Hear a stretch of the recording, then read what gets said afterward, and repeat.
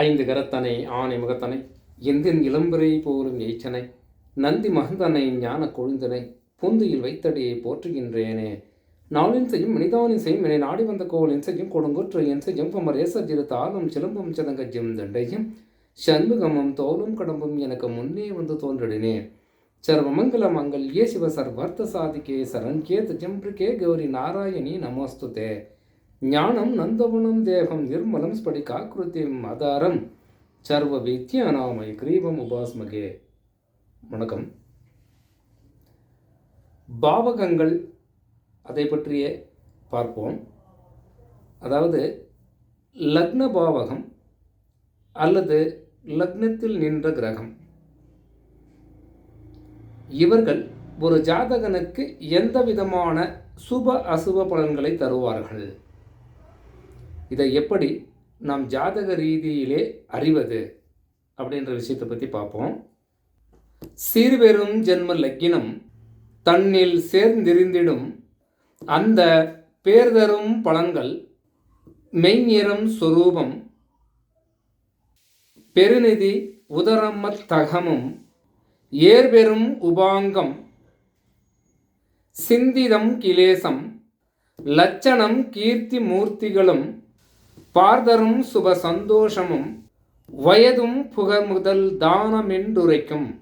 இப்படி சிறந்த முறையிலே இந்த முதல் பாவகத்தை பற்றிய, அதாவது லக்ன பாவகத்தை பற்றிய பாடல் மிக சிறப்பான முறையிலே கூறியிருக்கிறது.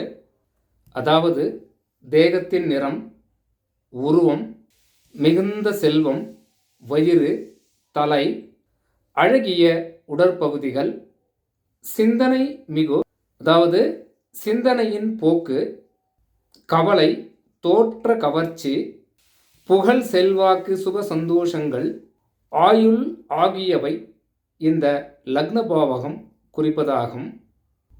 எஞ்சான் உடம்புக்கு சிரசே பிரதானம் என்பது போல ஒரு ஜாதகத்தில் 12 பாவகங்களில் முதல் பாகமே பிரதானமான பாவகமாகும். ஒரு ஜாதகத்தில் லக்ன பாவகமும் லக்னத்தில் அமர்ந்திருக்கும் கிரகமும் கெட்டு போய்விட்டால் அந்த ஜாதகத்திலே எந்த விதமான யோகங்கள், சுபமோசம் அப்பாற்பட்டது, எந்த யோகங்களும் அந்த ஜாதகனால் அனுபவிக்க முடியாது அப்படின்னு சொல்லலாம். அதே போல லக்னம் வலுப்பெற்றால் மட்டுமே அந்த ஜாதகனால் சிறப்பாக இயங்க முடியும், செயல்பட முடியும். எதில்? லக்னம் பலமாக இருக்கணும். இதை எதனால் சொல்ல வரோம்னா, லக்ன பாவகம் சுபத்தன்மை அடைந்து விட்டால் அந்த ஜாதகன் தனிப்பட்ட முறையிலே கூட எதிர்த்து போராடி வெற்றி அடைய முடியும். பலவீனமடைந்தால் பிறரை சார்ந்து அடுத்தவரை நம்பிதான் வாழ வேண்டியதாய் அந்த ஜாதகன் இருக்க முடியும் அப்படின்னு சொல்லலாம். லக்னம் என்னும் முதலாம் வீடு கேந்திர கோணங்களில் முதல் பாவகமாக அது வருகிறது. அதாவது கேந்திரஸ்தானமும் திரிகோணஸ்தானமும் என்ற இரு முறைகளிலே இரு பாவகங்களாக இந்த வகையின் கீழ் அது வருவதாக இருக்கும். இப்படிப்பட்ட லக்ன பாவகம் அவருடைய ஜாதகத்திலே பலம் பெற்று இருப்பது விசேஷமானதாக இருக்கும். அந்த ஜாதகன் கொடுத்து வைத்தவனாக இருக்க அதிக வாய்ப்புகள் உண்டு. ஏன்னா லக்ன பாவகம் எப்பவுமே பலம் பெற வேண்டும். அதே போல லக்னாதிபதி லக்னத்திலே நின்று பாவர்களின் பார்வை பெறாமல் இருந்தால், அதாவது பாவக்கிரகங்கள் இவற்றை தொடர்பு கொள்ளக்கூடாது. யார? லக்ன பாவகத்தை தொடர்பு பெறாமல் இருப்பது, சேர்க்கையும் பெறக்கூடாது, தொடர்பு பெறக்கூடாது, அல்லது சேர்க்கை பெறாமல் இருந்தால் அந்த ஜாதகன் தனிமையாக இருந்தாலும் தன்னந்தனியாக நின்று எதையுமே போராடி வெல்லக்கூடியவனாக இருக்க அதிக வாய்ப்புகள் உண்டு. ஏன்னா லக்ன பாவகம் பலம் பெற்று இருந்தால் இந்த மாதிரி வாய்ப்புகள் அந்த ஜாதகனுக்கு உண்டு அப்படின்னு சொல்லலாம். அதே போல தலைமை தாங்கக்கூடிய ஒரு இடம் அந்த ஜாதகனுக்கு கிடைக்கும். தலைமை தாங்கக்கூடிய யோகமும் அந்த ஜாதகனுக்கு வந்து சேரும் அப்படின்னு சொல்லலாம். ஏன்னா லக்ன பாவகம் பலம் பெற்று இருந்தால் மட்டுமே தான் இந்த ஜாதகர் தனித்து வெற்றி வாகை சூடக்கூடியவராக இருக்க வாய்ப்புகள் அதிகம் உண்டு அப்படின்னு சொல்லலாம். அதே போல் லக்னாதிபதி 6, 8, 12ஆம் இடங்களில் மறையாமல் கேந்திர கோணங்களில் நின்றிருந்து சுப பார்வைகளின் பெற்றிருந்தாலும் கூட அந்த ஜாதகனுக்கு யோகமான பலன்களே நடக்கும். தனித்துவமாக தன்னந்தனியாக நின்று எதையும் வெல்லக்கூடியவனாக சக்தி அந்த ஜாதகனுக்கு வரம் உண்டு அப்படின்னு சொல்லலாம். இன்னொரு விஷயம் என்னன்னா, லக்ன பாவகத்தில் லக்னத்தில் சுப கிரகம் இருந்தாலும் அசுப கிரகங்கள் இருந்தாலும் அது பலம் பெற்று விடுகிறது அப்படின்னு சொல்லி நாம் நினைத்து கொள்ள வேண்டும். அசுபமாக இருந்தால் அது அசுபம் செஞ்சிடும் அப்படின்னு பார்க்கக்கூடாது, அது பலம் பெறும் அப்படின்னு சொல்லலாம். அதே போல் லக்னத்தில் நின்ற கிரகங்களும் ஜாதகனிடம் உள்ள புத்தி, அறிவு புத்தி எல்லாமே ஒன்று தான். புத்தியும் அந்த லக்னத்தில் நின்ற கிரக காரக தத்துவங்களைப் போலவே அந்த ஜாதகனிட புத்தி இருக்கலாம், உண்டு அப்படின்னு சொல்லலாம். அந்த காரகத்துக்கு ஏற்ற மாதிரி தான் அந்த ஜாதகனிடம் புத்தி இருக்கும் அப்படின்னு நினைக்கலாம். பொதுவாக என்ன சொல்கிறோம், கிரகங்கள் சுப கிரகங்கள் லக்னத்திலே இருந்தால் சுப பலன்களாகவும் அசுப கிரகங்கள் லக்னத்திலே இருந்தால் அசுப பலன்களை கொடுப்பதாகவும் நாம் பார்க்கிறோம். ஆனால் அது எந்த விதமான வேலை செய்கிறது, எந்த விதமான பலன்களை கொடுக்கிறது என்பதை அந்த ஜாதகத்தை பார்த்தால் மட்டுமே விளக்கம் நமக்கு புரியும். எது லக்னத்தில் நின்ற கிரகம் அப்படின்னு சொல்லலாம்.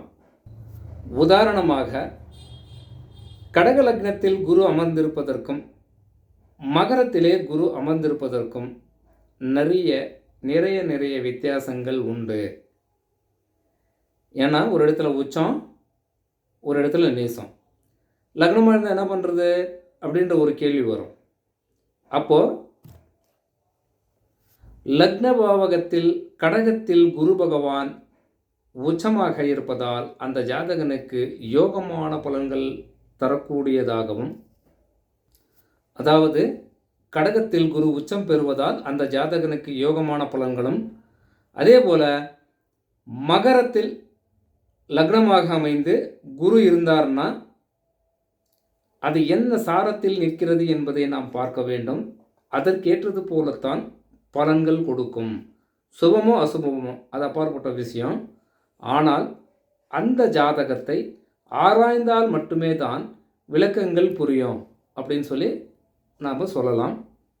என்ன சொல்ல வரோன்னா, லக்னத்தில் நின்ற கிரகம் சுபரா அல்லது அசுபரா அப்படின்னு பார்க்குறத விட,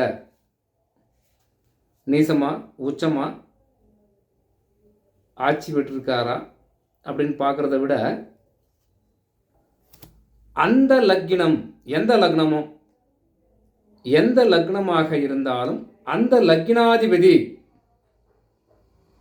சுபரா அசுபரா என்பதை பார்ப்பது மிக சிறப்பானதாக இருக்கும். அதற்கேற்றது போலத்தான் பலன்கள் மாறும் அப்படின்னு சொல்லலாம். பொதுவாக லக்ன சுபர் லக்னத்திலே நின்று நல்ல நிலையில் இருந்தால் அந்த ஜாதகரை ஏதாவது ஒரு வகையில் வாழ்க்கையிலே முன்னேற்றமடைய செய்து விடுவார் அப்படின்னு சொல்லலாம். எப்படின்னா, எவ்வளவு பெரிய போராட்டங்கள் அந்த ஜாதகனுக்கு அவருடைய வாழ்க்கையிலே வந்தாலும் அதை மிக எளிதாக எதிர்கொண்டு வெற்றியடைய செய்து விடுவார் அப்படின்னு சொல்லலாம்.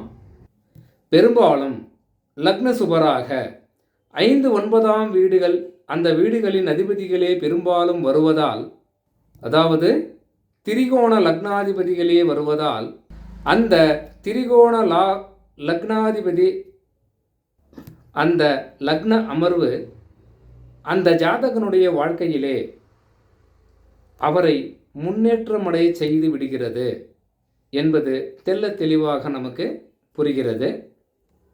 அதேபோல லக்ன பாவர்கள் லக்னத்தில் நின்றிருந்தால் போராட்டமான வாழ்க்கை வாழ வேண்டியதாய் இருக்கக்கூடும். பாவர்கள் தொடர்பு பெற்றாலும் பாவர்களே லக்னத்தில் நின்றாலும் மேடு பள்ளங்களாக அந்த ஜாதகனுக்கு வாழ்க்கை அமையும் அப்படின்னு சொல்லி நாம் தெரிஞ்சுக்கலாம். இந்த ஒரு பார்வையை, இந்த ஒரு விளக்கங்களை அப்படியே எடுத்துக்கலாமா அப்படின்னா, லக்னம், லக்னாதிபதி அந்த ஜாதகத்தில் எப்படி எந்த நிலைமையிலே இருக்கிறார் என்பதை பொறுத்துத்தான் லக்னம், லக்னாதிபதி அந்த ஜாதகனுக்கு எந்த வகையிலே பலன்களை கொடுப்பார் என்று நாம் தெரிந்து கொள்ள வேண்டிய அவசியமாகிறது அப்படின்னு சொல்லலாம். ஏன்னா உயிர்காரகமும் போல லக்னம் எந்த 12 பாவகங்களில் எந்த பாவகமானாலும் லக்னமே பிரதானம்.